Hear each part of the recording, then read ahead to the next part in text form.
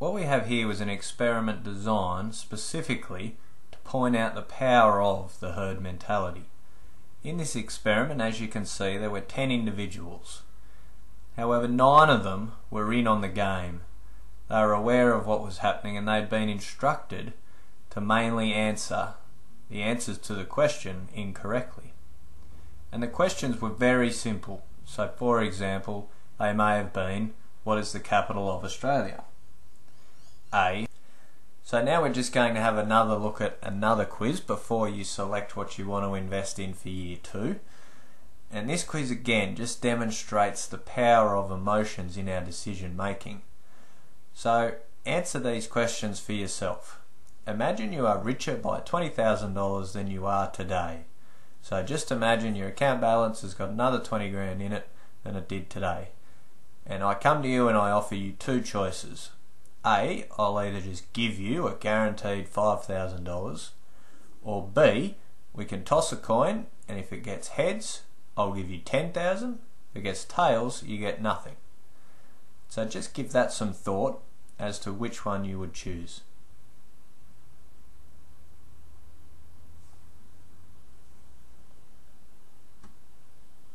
Okay, so hopefully you've written down your answer now. If not, you can certainly just press pause and think about it some more. So now we go on to another question. Now imagine you're richer by $30,000 than you are today. But now I come to you and offer you 2 selections. You can either choose to lose a guaranteed $5,000, or alternatively we can toss a coin. Heads, you'll lose $10,000. Tails, you'll lose nothing. Again, give some thought to which one of those you would choose.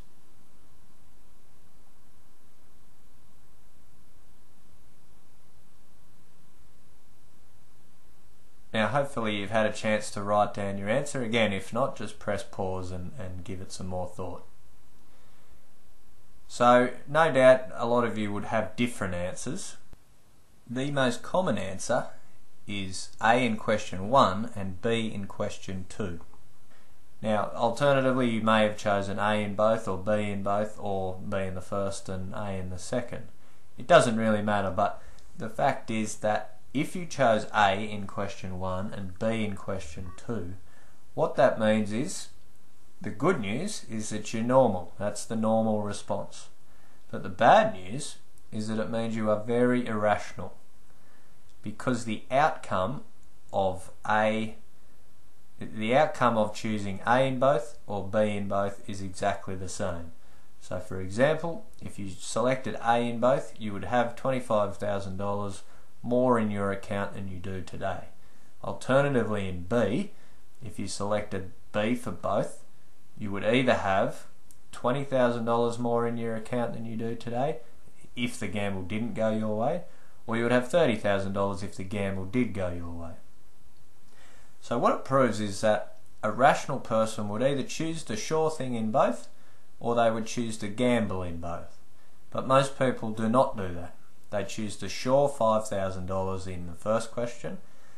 In the second question, they are so concerned about losing a guaranteed $5,000 that they are willing to risk the chance of losing twice as much money just for the prospect of perhaps not losing anything at all.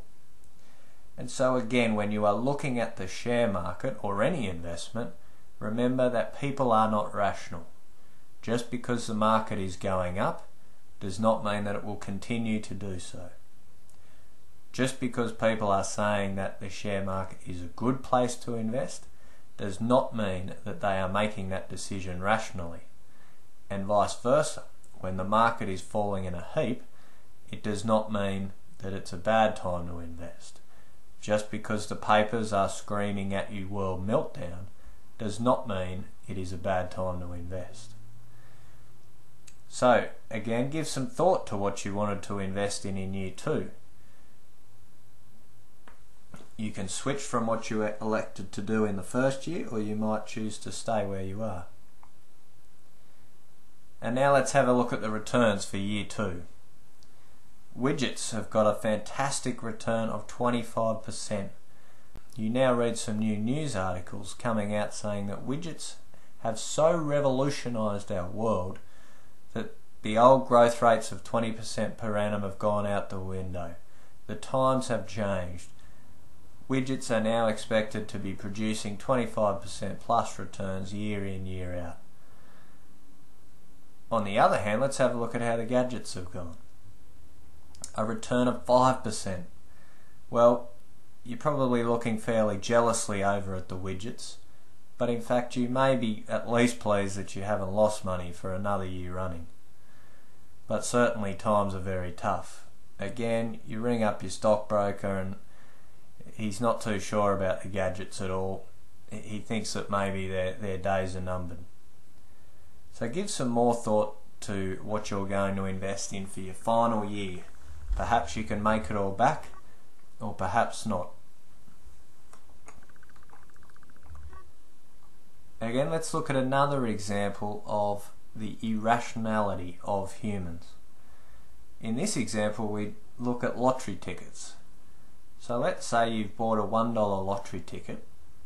On average, you will require someone to pay you at least 4 times the value of that lottery ticket to purchase that lottery ticket off you. So you've bought a $1 lottery ticket, but you require somebody to pay you $4 before you'll hand it over. And what does that tell us? Well, again, a rational person would think that, well, if you offered me $2 for a $1 lottery ticket, I could go and buy 2 lottery tickets and double my chances of winning.